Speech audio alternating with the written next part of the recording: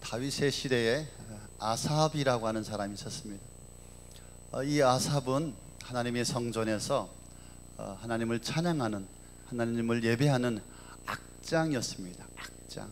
지금으로 말하면 성가대장, 또 예배팀장. 그래서 이 아삽은 평생 하나님을 위해서 봉사하고 하나님을 사랑하고 하나님을 섬기고, 그래서 찬양으로 하나님을 영화롭게 하였던 그런 사람입니다.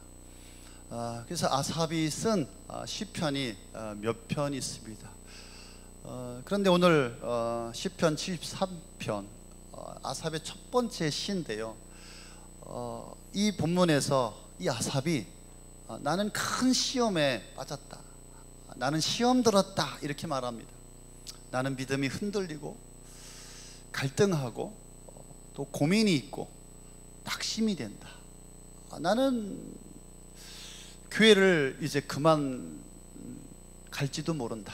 나는 하나님을 섬기는 것을 이제 내려놓고, 자기가 봉사하던 그런 일들을 내려놓고 나는 편하게 살고 싶다. 세상 사람처럼 살아갈 뻔했다. 하나님을 떠나서 하나님을 무시하고. 그래서 나는 큰 시험에 빠졌다.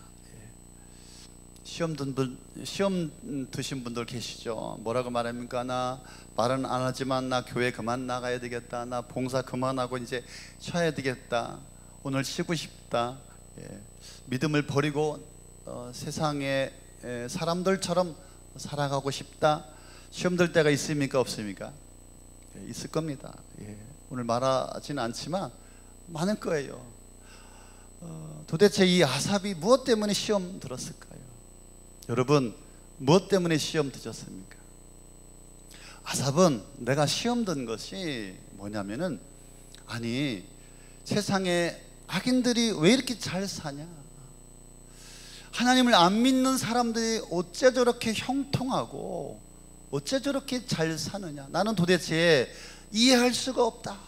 그래서 본문에 보니까 나는 넘어질 뻔했고 나는 미끄러질 뻔했다. 도대체 이 악인들이, 안 믿는 사람들이, 죄 짓는 사람들이 나보다 더 잘 사니 도대체 나는 이해할 수가 없다. 그래서 아삽이 바라본 이 악인들의 형통은, 이 사람들은, 악인들은 몸도 안 아프다. 맨날 성도님들 아프다고 빌빌대고 맨날 여기서 저기서 아프다고 기도해달라고. 근데 이 악인들은 몸도 안 아파, 건강해. 말씀해 보니까 윤기가 잘잘잘 흐르고 죽을 때도 고통 없이 죽는다. 돈도 잘 벌어. 하나님 안 믿는데 어떻게 이렇게 돈도 잘 벌어? 사업도 잘 되고 직장도 잘 되고 장사도 잘 되고 좋은 집에 좋은 차에 좋은 옷에 명품을 걸치고 그냥 통장에는 그냥 돈이 잔뜩 재겨 있어요. 이 사람들은 어디를 가도 권세와 권세로 대우를 받고 인정을 받고 살아가고, 사람들이 흔히 당하는 고통도 없고 재앙도 가까이 하지 않는다. 오만하고 교만하고 폭력적이고, 그들은 살이 피둥피둥 쪄서 거만하게 눈을 지켜 떨고 다니고, 없는 자들을 무시하고 멸시하고 남들을 함부로 대하고, 세상을 살아가면서 죄 짓는 거 그냥 눈도 깜짝 안 하고 엄청난 죄를 저지르고 사는데, 저들은 아무 문제가 없다. 더더군다나 하나님을 무시하고 하나님을 멸시하고 살아간다. 악인들인데도 저들의 신세는 편하고 저들의 재산은 늘어만 간다. 하나님, 이거 잘못된 거 아닙니까? 저들은 사는 자체가, 움직이는 자체가 죄요, 숨 쉬는 것 자체가 죄덩어리인데 어떻게 하나님 저들을 그냥 두십니까? 하나님 너무하십니다. 하나님 저 시험 들었어요.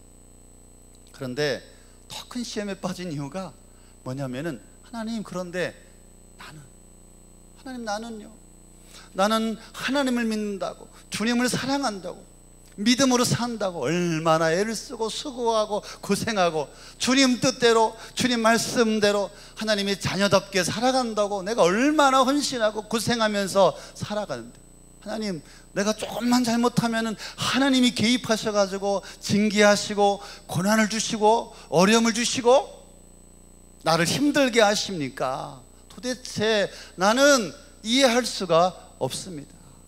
악인들을 바라보는 것도 힘든데 왜 이렇게 나는 저 악인들 앞에서 비참하게 살아가야 합니까? 견딜 수가 없습니다. 악인들은 잘만 살고 잘만 되는데 왜 신자는, 왜 성도는 믿음으로 산다고 하는데 노력을 안 하는 것도 아닌데 왜 징계를 당하고 고난을 당하고 어려움이 끊이지 않느냐? 난 해석이 안 됩니다. 주님, 나 그만하겠어요. 나 주님 그만 섬기겠어요. 나 교회 그만 다니겠어요. 이제 내 마음대로 살고 싶어요 라고 지금 아삽이 말하고 있습니다. 그렇죠? 저와 여러분에게도 그런 고민이 있지 않습니까? 그런 의문점이 있을 거예요. 예, 낙심이 있어요. 이해가 안 돼요. 아니, 나는 신앙으로 믿음으로 한번 살아보겠다고 열심히 하는데도 참 너무나 힘들어. 근데 주변에 그 악한 자들, 얼마나 이 독한지. 예? 그런데도 잘만 살아. 우리는 죽어라 하고 그냥 이래야 겨우겨우 사는 것 같은데 저들은 놀면서 죄 지으면서 잘 살아. 나는 주님을 섬긴다고 애쓰고 수고하고 자지도 못하고 힘에 벅차고 몸도 아프고 마음도 지치고 인생의 짐으로 낙심하고 절망하고 그래서 눈물로 주님 앞에 나와 예배하고 기도하는데 저들은 하나님을 안 믿는데 마음대로 죄 짓고 마음대로 살아가는데 저들은 세상에서 성공하고 하나님을 믿지도 않는데 행복한 것 같아. 그래서 세상을 바라보면서 악한 자들의 형통함을 보면서 우리도 넘어질 것 같고 미끄러질 것 같고. 그런 분 계시죠? 이게 뭐예요 주님, 맨날 나는 저 안 믿는 저 세상 사람들은 저렇게 잘 사는 것 같은데 하나님 맨날 저를 야단치시고 혼내키시고 잘못한다, 똑바로 살으라고 시험 듭니다. 하나님 나를 외면하시는 것입니까? 생명의 삶에 어떤 형제님이 질문하였기 때문에 제가 오늘 지금 이 본문의 말씀을 제가 오늘 설교하는 겁니다. 그러면 목사님, 그러면 우리는 구원의 확신이 있으니까, 이제 구원의 확신을 갖고 있으니까 우리도 저 세상 사람들처럼 그냥 막 살다가 세상 사람들처럼 아무렇게나 살다가 구원의 확신이 천국 티켓이 있으니까 이제 죽기 하루 전날 내가 주님 섬기겠습니다, 주님 사랑합니다 하면 되는 것이 아니겠습니까? 저도 세상 사람들처럼 살고 싶어요. 그냥 막 살고 싶어요. 저 좀 내버려 두세요. 그런 분 있을까요? 없을까요? 전도회 보러 가면은 예수 안 믿어도 잘 살 것 같은 사람이 너무나 많습니다. 그분들이 뭐라고 말합니까? 당신이나 잘 믿으세요. 당신을 보니까 당신만 잘하면 될 것 같아. 아삽이 시험에 빠졌어요. 하나님 나를 버리시는 것일까? 그래서 아삽이 이 고민을 했는데 오랫동안 고민을 한 것 같아요. 여러분도 그런 고민을 해본 적이 있지 않으십니까? 여러분, 제가 말씀드린 이 질문 앞에 여러분 답할 수 있으시겠습니까? 아니, 예수 믿는 사람이 잘 돼야 되는 거 아니에요? 어떻게 예수 안 믿는, 하나님을 안 섬기는 사람이 저렇게 잘 살아간단 말입니까? 그래서 16절에 보니까 내가 이 얽힌 문제를 풀어보려고 깊이 생각해 보았으나 내가 풀기에는 너무나 어려운 문제였다. 어려운 문제였다. 도대체 말이야 이해가 안 돼. 믿는 사람이 잘 되고 형통하고 행복하고 잘 나가고, 아니 왜 악인들이, 왜 대적자들이, 왜 하나님을 떠난 자들이 잘 살아갑니까? 취업도 잘 되고 직장에서도 승진하고 결혼도 잘하고, 그지? 안 믿는 사람들이 결혼도 더 잘해. 나쁜 것들이 돈도 잘 벌고 세상에서 잘 나가. 그래서 아삽이 시험 들었어요. 넘어질 뻔했다, 미끄러질 뻔했다. 그런데 어느 날 고민 끝에 해답을 찾았어요. 숙제를 해결했어요. 17절에 보니까 그러나 마침내 하나님의 성소에 들어가서야 악한 자들의 종말이 어떻게 되리라는 것을 깨닫게 되었습니다. 풀리지 않던 숙제가 어느 날 하나님의 성전에 들어갔더니 하나님의 성전에서 이 문제가 풀리게 되었다. 깨달았어요. 아, 악한 자들의 형통함을 불허하면은 안 되겠구나. 왜 악한 자들의 형통함을 불허하면 안 되겠습니까? 하나님께서 그 악한 자들을 그냥 내버려 두는 것이 아니라 한 번에 그들을 심판하려고 벼르고 준비하고 계신다.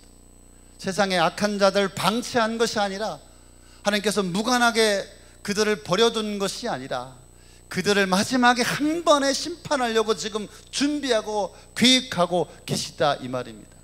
반대로 믿는 하나님의 사람들, 믿음의 사람들, 신자들은 조금만 잘못해도 하나님 간섭하시고 하나님 참견하시고 하나님께서 징계하십니다. 왜요? 더 좋은 복을 주시려고. 할렐루야. 더 좋은 복을 주시려고 우리를 특별 관리하신다. 우리가 잘못하면 우리에게 문제가 있으면 하나님은 즉시 찾아오셔서 징계하시고 질책하시고 고난을 주시고 어려움을 주시는 이유는 더 좋은 것을 주시려고. 왜? 우리는 복받아야 할 사람이기 때문에, 하나님께서 우리에게 복을 주셔야 하기 때문에, 하나님이 뜻을 위해서 하나님을 위해서 쓰임받아야 하기 때문에 하나님께서 우리를 다루시고 만지시고 깨트리시고, 그래서 징계하시고 고난을 주시고 어려움을 주셔서 우리를 올바로 믿음의 길로 하나님의 사람으로 축복의 인생으로 만들어 가려고 우리를 다루시는 것이라 이 말이죠. 그래서 아삽은 18절에 보니까 그 악인들을 미끄러운 곳에 두시며 그들을 거기에서 넘어져 멸망하게 하신다. 그들이 갑자기 놀라운 일을 당하고 공포에 떨면서 자취를 감추며 마침내 끝장을 맞이합니다. 악인들의 삶이 형통한 것 같으나 그렇지 않다. 아니었다. 그들은 지금 미끄러운 곳에 세워두셨고 멸망에 이르게 하신다. 그들은 지금 미끄러운 곳, 남산이 아니라 높은 곳, 미끄러운 곳을 향하여서 그들이 지금 인생을 살아가고 있습니다. 인생에 짐을 지고, 돈다발을 치고, 부동산을 치고, 세상에 그 온갖 좋은 것들, 명예, 권력, 세상의 성공을 짊어지고 그 미끄러운 것을 지금 위태위태 하루하루 위태위태 버티다 마지막 날에 어느 날 그들은 망한다 이 말이에요. 갑자기 자취도 없이 감추며, 세번역 성경이 참 멋집니다. 끝장을 맞이한다. 끝장난다. 끝난다. 마치 꿈에서 깬 것처럼 악인들의 형통함이 허무하게 될 것이다. 그들이 행한 대로 심판을 받게 될 것이다. 하룻밤의 꿈에 불과했다. 목사님, 저는 하룻밤이라도 꿈을 꾸고 싶어요. 혹시 그런 분 계십니까? 아삽이 이것을 깨달았어요. 악인들에게는 심판과 파멸과 고통과 징계가 있다. 그래서 악인은 부러움의 대상이 아니라 철저하게 하나님 앞에 버려진 자들이다. 여러분, 타이타닉 영화 보셨죠? 감동이 있었죠? 기억이 납니까? 침몰하기 직전까지, 금방 침몰하기 전까지 그들은 파티를 엽니다. 음악이 흘러나오고 그들은 좋은 음식을 먹고 마시고 춤을 추고 여흥을 즐깁니다. 그들이 그 배가 침몰한다는 것을 알았다면 그들이 그렇게 춤추고 먹고 마시고 영을 즐기면서 살았겠습니까? 그 사실을 알고 있으면서도 여유를 부릴 수가 있었겠습니까? 악인들의 삶이라고 하는 것은 이렇다 이 말이죠. 그들은 종말을 알지 못한다.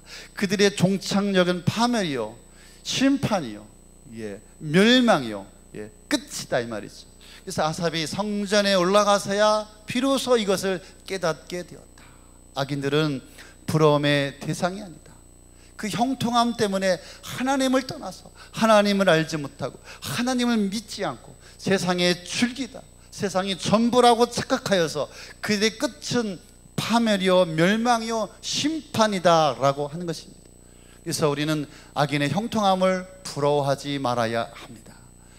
22절 23절에 21절 22절에 보니까 그런 말씀이 있습니다. 나의 가슴이 쓰리고 심장이 찔린 듯 아파도 나는 우둔하여서 아무것도 몰랐습니다. 나는 다만 주님 앞에 있는 한 마리 짐승이었습니다. 악인들의 형통함이 부러워서, 무슨 말이에요? 심장이 찔린 듯 아팠다는 거죠. 가슴이 쓰리고, 그래서 우둔하여서 알지 못했다. 악인들의 결말, 악인들의 최후가 어떻게 되는지를 몰랐기 때문에, 이것을 깨닫지 못하였기 때문에 나는 한 마리의 짐승이었다. 짐승. 옆 사람한테 이야기하겠습니다. 당신 짐승입니까? 짐승이었다. 악인들을 부러워할 줄만 알았지 자기 자신이 얼마나 존귀한 존재인지를 깨닫지 못했다. 무지하였다. 그래서 나는 한 마리의 짐승이었다. 부러우면 지는 겁니다. 부러우면 악인들에게 굴복당하는 것입니다. 여러분, 그들을 따라가려고 몸부림치지 마십시오. 그들과 함께 세상에 달려가려고 애쓰지 마십시오. 그래서 신앙생활도 적당히, 신앙생활도 느슨하게, 그렇게 하지 마십시오. 그들에게 끌려가는 것입니다. 그들의 끝은 파멸이요 죽으며 심판이라고 하는 것입니다. 혹시 오늘 이 설교를 들으면서 여러분 마음 가운데 혹시 세상의 것들을 부러워하고 악인들의 형통함을 부러워했다면 오늘 회개할 수 있기를 바랍니다. 그들은 더 이상 부러움의 대상이 아닙니다. 오늘 이 말씀을 들으면서 단 한 사람도 악인들의 형통함을 부러운 자가 없기를 소망합니다. 악인들의 형통함을 부러워하지 않는 자는 23절 24절에 보니까 아삽이 이것을 깨달았어요. 주께서 나를 붙들고 계시는구나. 할렐루야. 주님이 나를 붙들고 계시는구나. 내가 주님을 붙드는 것이 아니라 주님이 나를 붙들고 계시다, 이 말입니다. 세상 악인들이 나를 바라볼 때는 별거 아닌 것 같고 초라해 보이고 별품 없는 것 같이 보입니다. 그러나 낙심하지 말아야 할 것은 주께서 나의 오른팔을 붙들고 계시다. 우리 생명의 삶의 가르치죠.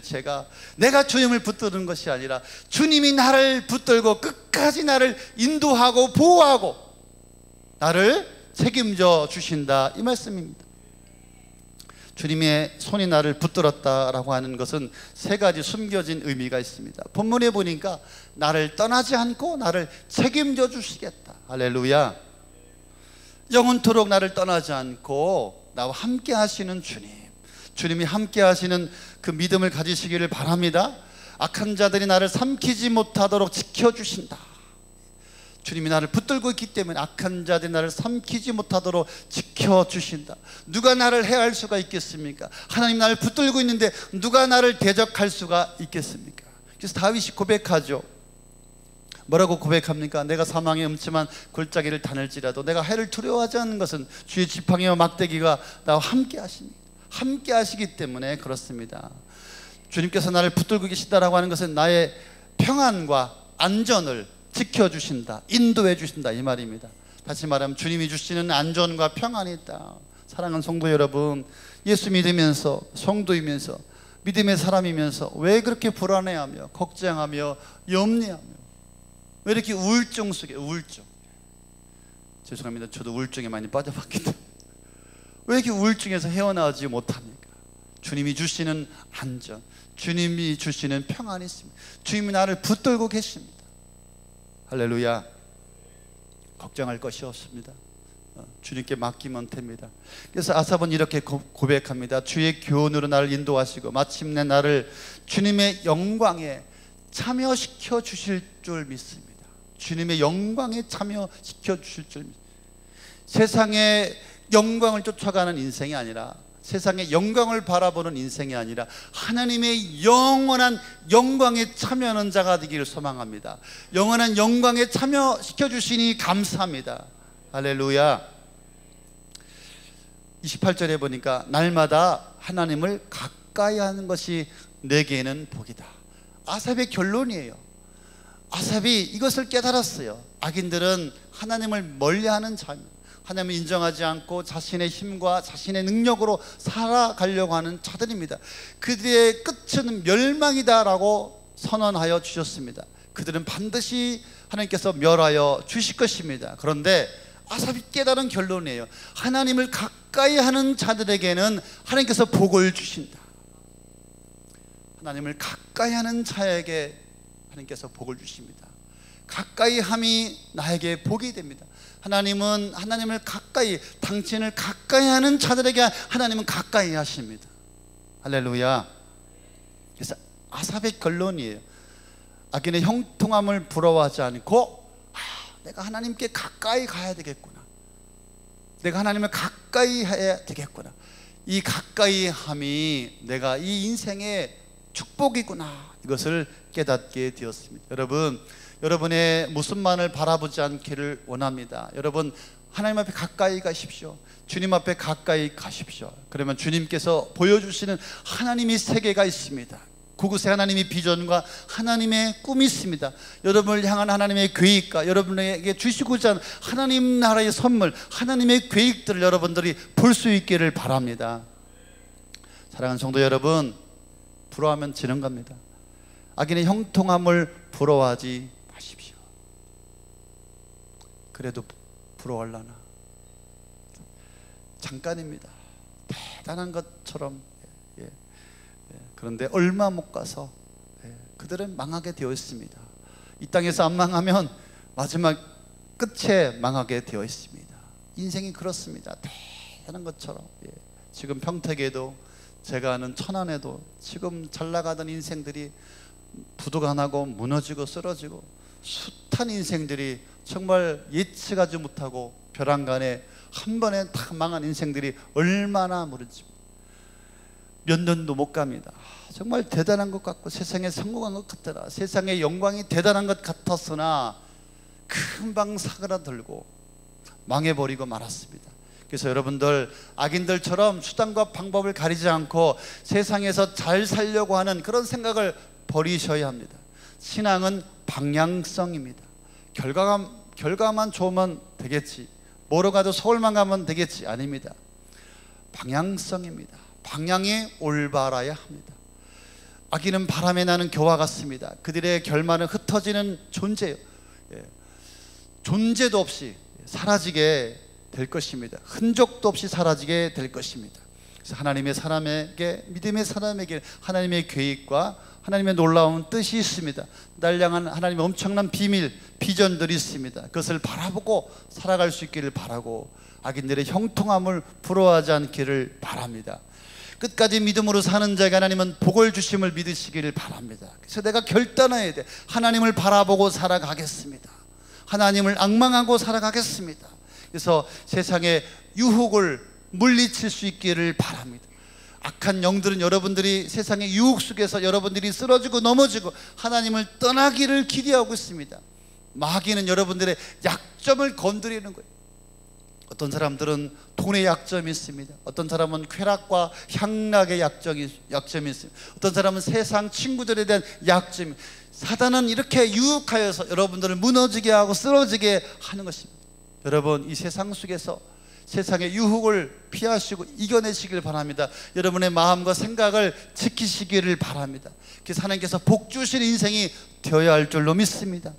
하나님께서 준비하시는 세계를 바라보기를 바랍니다. 나만 바라보지 말고 환경과 또 현장만 바라보지 마시고, 하나님께서 나를 위해서 예배하시고 준비하신 영원한 세계, 하나님의 나라를 바라보시면 이 세상의 악한 그 유혹에서 우리가 벗어날 수가 있는 것입니다. 그래서 여러분, 하나님의 사람은 꿈의 사람, 비전의 사람, 하나님의 뜻을 바라보는 인생이 되어야 할 줄로 믿습니다. 우리의 꿈과 우리의 소망은 우리 주님이 이루어 주시는 것입니다. 나의 힘으로, 나의 돈으로 내가 세상에서 성공할 수 있을 것 같으나 감당할 수가 없는 것입니다. 우리 하나님께서 나를 높여주시고 나를 써주시고 나를 축복해 주셔야만이 되는 것입니다. 그래서 하나님은 악인과 선인의 결말을 지고 계십니다. 그래서 우리는 끝까지 하나님 앞에 붙어있는 자가 되어야 할 줄 믿습니다. 버림받지 말고 우리 인생의 결말이 아름다워야 합니다. 잠시 세상의 낙을 누리다가 버림받는 비참한 어리석은 인생이 되지 말아야 합니다. 함께 오늘 25절, 26절로 우리가 함께 결단했으면 좋겠습니다. 이 말씀입니다. 주님이 함께 하시니 주님 함께 하시니 하늘로 가더라도 내게 주님밖에 누가 더 있겠습니까? 땅에서라도 내가 무엇을 더 바라겠습니까? 내 몸과 마음이 다 시들어 가도 하나님은 언제나 내 마음에 든든한 반석입니다. 이 땅에서 사모할 자 오직 주밖에 없습니다. 하늘과 땅에서 사모할 자 오직 주님밖에 없습니다. 이런 결단이 저와 여러분에게 있길 원합니다. 주님만을 바라보길 원합니다. 주님만을 사모하길 원합니다. 하나님 앞에 소망을 두고 세상에 소망을 두는 것이 아니라, 세상을 바라보는 것이 아니라 하나님께 소망을 두고 하나님 앞에 가까이 나아가며 하나님을 기대하고 하나님 앞에 나아가는 여러분들 되시길 바랍니다. 여러분, 남편을 기대하지 마십시오. 남편 뒤에서 역사하시는 하나님을 기대하십시오. 여러분의 자식을 기대하지 마십시오. 여러분의 자식 뒤에서 일하시고 역사하시는 하나님을 기대하십시오. 여러분 직장 너무 의지하고 너무 직장에 매이지 마십시오. 여러분의 사업이 여러분 인생을 책임져 주지 않습니다. 그 뒤에 일하시는 하나님을 기대하십시오. 여러분 자신을 기대하지 마십시오. 여러분 뒤에서 일하시고 역사하시는 주님을 기대하십시오. 주님 앞에 가까이 나아가며 주님 앞에 소망을 두고, 이 세상의 소망, 이 세상에 사모할 자 주밖에 없습니다.